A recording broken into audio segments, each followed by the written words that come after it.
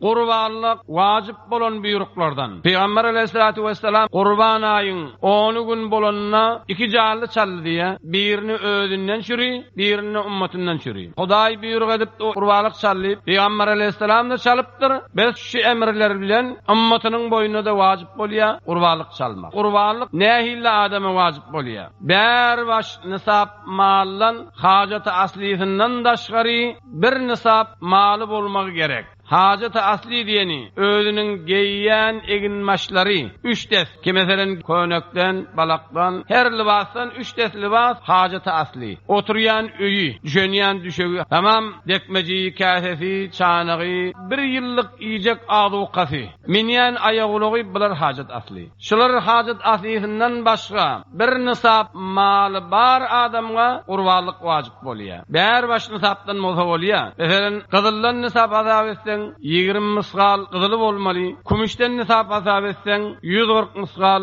bolmaly. Şu nisaplan haýsy birinden bir nisaba yeter ýalak maly ba bolsa, şol adam boýuna qurbanlyk wajib. Şu nisaplaryň inki bär başı şu wagt kumuşyň nisaby bolup, bir adamynyň şu miqdar pulu ba bolsa, ýa şu puluna degerli bir matasy ba bolsa, hajatdan daşgary, şolary hesap edende 140 misqal kumuşyň kıymatyny ýetjek bolsa, şol adama qurbanlyk wajib.